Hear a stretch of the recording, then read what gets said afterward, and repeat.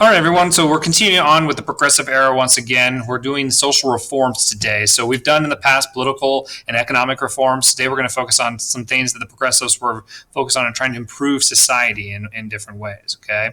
So what we're going to be kind of focusing on with the Sanders today, we'll continue to talk about the rise of reform movements, the temperance movement, which is going to come up later. We'll talk about the constitutional amendment that does link into that temperance movement as well, some associations, some writings, as well as other reform movements that come about. So we'll go through this standard, and this is the second to last of these lectures.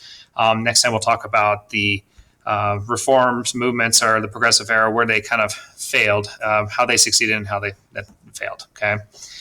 So the essential question for today is identify and explain two reform movements of the progressive era. What were their goals and what success did they have? So make sure you answer all parts of the question, please. Some real context here. We've talked about some of the issues that come about as a result of urbanization and industrialization. And then you also have a huge influx of Catholic immigrants from Italy, from Ireland, and so forth. And so this becomes a growing concern amongst the Protestant churches, who at the time before this era were largely the dominant branch of Christianity that made up most of American society. And so as a result, you start to see this movement that is trying to get people back into the church. And so one of the ways that they adapt to that is something we'll talk about in today's class. But this kind of revival, this religious revival that occurs during this era is known as the Third Great Awakening. The first one was during the colonial period. The second one was during the 1820s, something that your history teacher in 8th grade may have talked about. But regardless, the Third Great Awakening, today we're currently in what's called the Fourth Great Awakening. So there are a lot of social issues that are being addressed here. And then also on top of these things, former slaves are trying to fight against things like racism, discrimination, segregation, and trying to establish themselves both economically, socially, and politically as equals in America. So we'll talk about and do a little reading, especially about the different visions for how to go about and kind of conducting this civil rights movement as it becomes.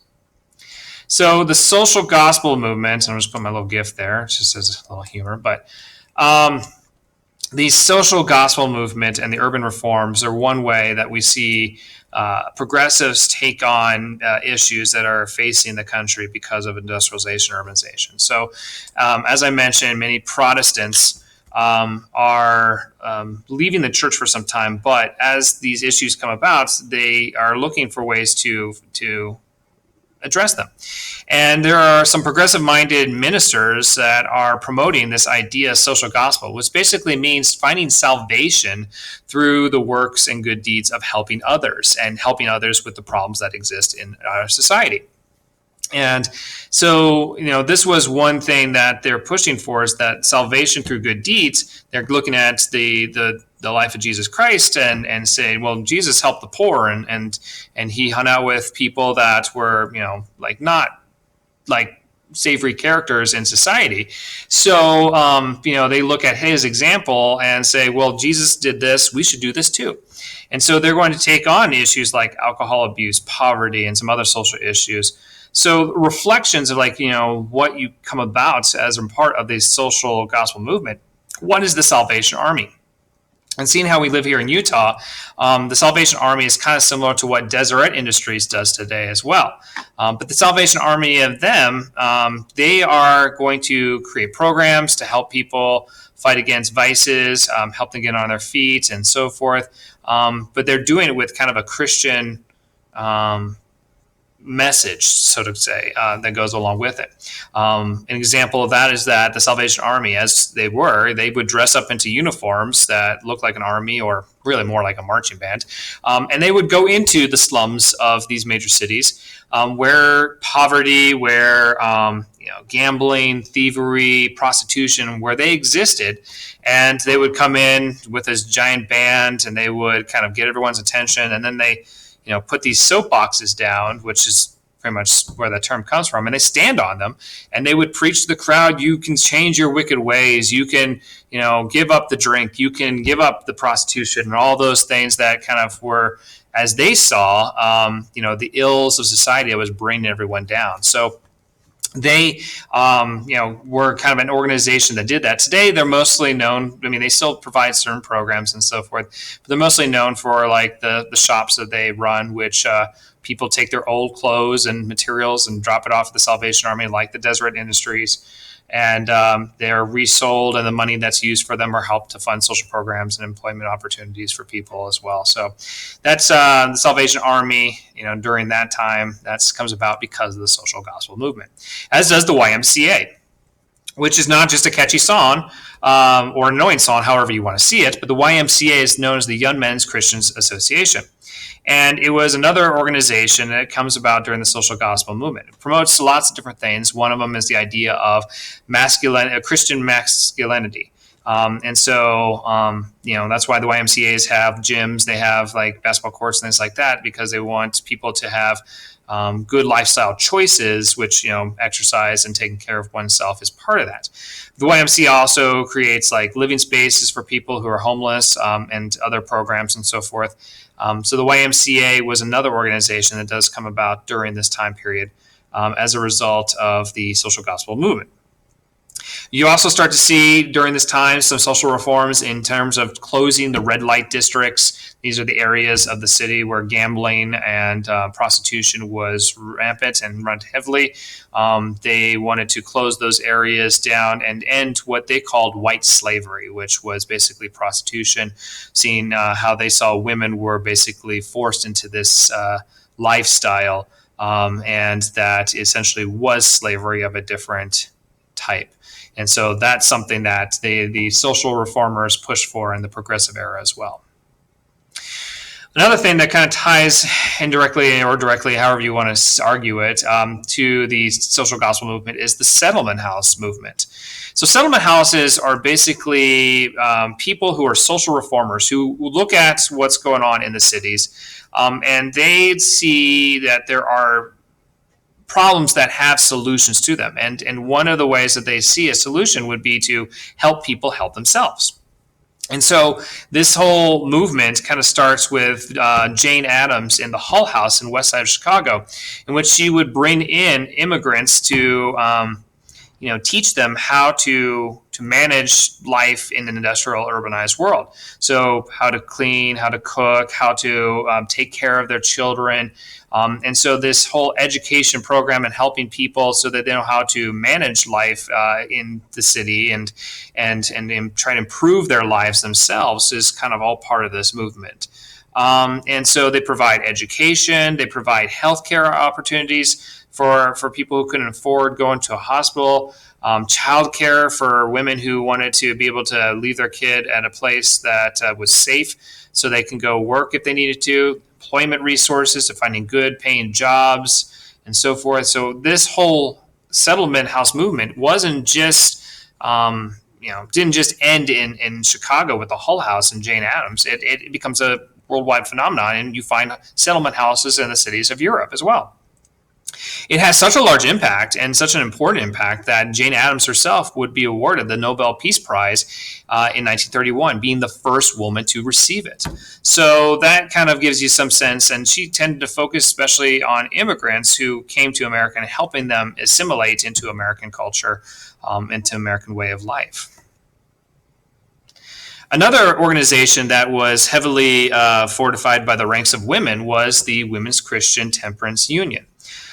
This whole organization, temperance movement as it is, was the fight against alcohol abuse in our country. And this whole organization and much of this movement was about trying to ban alcohol in our country and dry it up so that alcohol could be getting rid of. Now, if you recall from previous lectures, if you're watching them, that we talked about how alcohol abuse also led to a lot of social problems, including domestic abuse. And so it makes sense why women are leading the charge on temperance, because it's their husbands and their friends' husbands, and everyone knew somebody who was affected by alcohol. And women really saw this as the true problem and the root to much of the causes of societal ills. And remember, we talked about the progressives earlier, with the progressives being, if you can change the environment, in the nature and nurture idea, if you can change the environment, you can change the person. So how do you change the environment for somebody who's an alcoholic and getting in trouble because of alcohol? You get rid of alcohol. So that is something that they're going to push for, and a large movement led by Francis Willard. And in the video that I've linked to this Canvas page, which I'll hope that you pause and watch before you continue on after this slide, this is a woman who definitely knows how to get stuff done. And her goal was to eventually prohibit alcohol in this country. Early on, they took on tactics like entering in saloons. They would sing and they would pray and they would urge the saloon keeper to stop selling alcohol to people. And this was all kind of to essentially make an uncomfortable spot for people to drink. And so they left, and by doing so, they could, stop people from drinking. There were some cases where women would, especially if it was a bar that overserved to somebody and something happened as a result of that, they would go in and smash up the bottles and smash up the barrels and so forth. It was rare, but there were incidences of that happening, one of which is kind of depicted in this particular cartoon. But most of it was like peaceful protest to try to get change. But in the video, you'll see they had other tactics. So when you watch the video, think about other ways in which the temperance movement tried to get rid of alcohol, to prohibit alcohol. 90 years roughly is what the temperance movement was around for. It especially picks up during this era of the progressive era because people's alcohol habits and drinking habits switched from beer and wine to hard liquor. And as a result, you had alcohol abuse having a much bigger issue as a result of that. So this eventually leads to the passage of the 18th Amendment. And the 18th Amendment, which would be ratified, I think, in 1919, it is going to ban the sale of alcohol in the United States. It only is around for 13 years, and it's repealed with the 21st Amendment in 1933. And we'll talk about, when we get to the Roaring Twenties, about the Prohibition era, what happened as a result, why it does end up getting repealed. But there was a real true reason for, why the alcohol was banned in this country. It just didn't last very long. But that was one success of the temperance movement. They did get a ban on liquor, but it was short-lived. So take a moment now to pause, and I would rather you do the assignment. So first of all, watch the video on the Women of Prohibition, and then do the assignment that's called Washington versus Du Bois.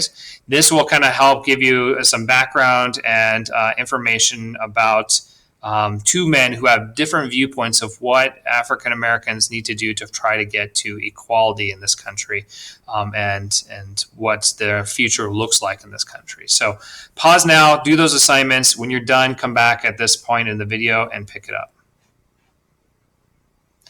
All right, so hopefully after reading through that, you kind of get some sense of how these two men see what's going on with the African American race. And at this time, African Americans, despite the fact they had been freed and been given citizenship and the right to vote, they are still not considered social, political, or economic equals to white Americans in this country. And that's something that still, each one of those are being fought for and addressed in today's society.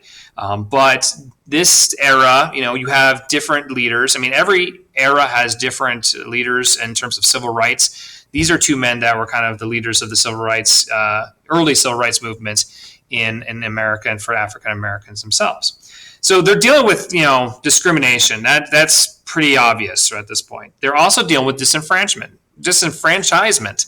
They are, even though legally allowed to vote, there were things that were put in place to prevent them from voting, and certainly in large blocks of numbers of voting. So things like the literacy test, which all people had to pass, and it was administered by a county clerk, and that clerk pretty much can say whether you pass or not. So they can give you a passage to read, and it could be a pretty difficult one, and you got 100% right. They could still deny you based off of those test results, quote unquote. There was the poll tax, which people had to pay for the right to vote. And because of the economic inequalities between whites and African Americans, they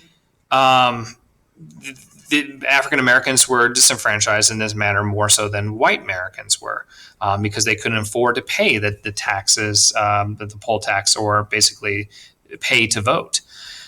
And then there's also like intimidation at the polls as well. So like largely African Americans, despite making up the majority of population in some counties in parts of our country in the South and then parts of the West, they were not the ones who were doing the voting because they were being discriminated against at the polls.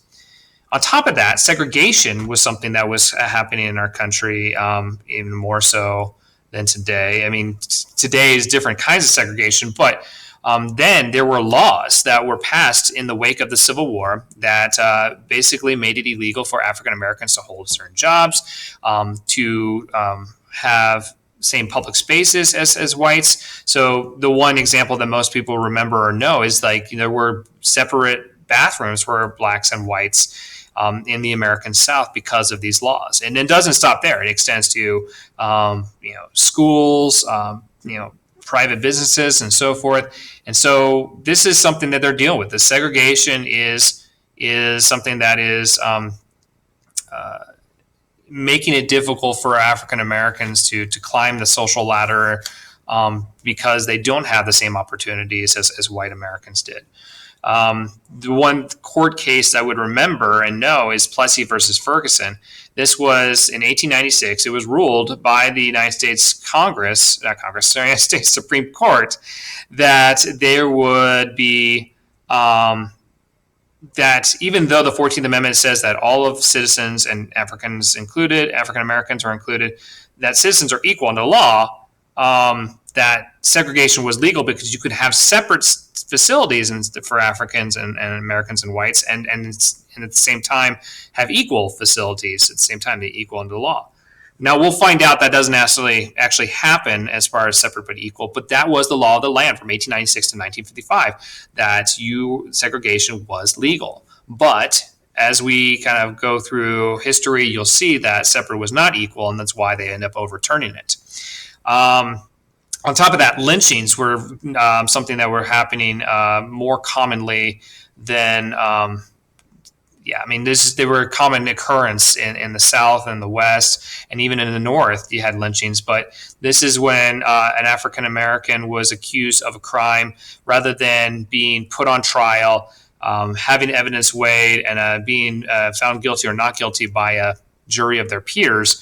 They were being targeted. So, persons accused of it, angry mob, finds the person and enacts quote unquote vigilante justice.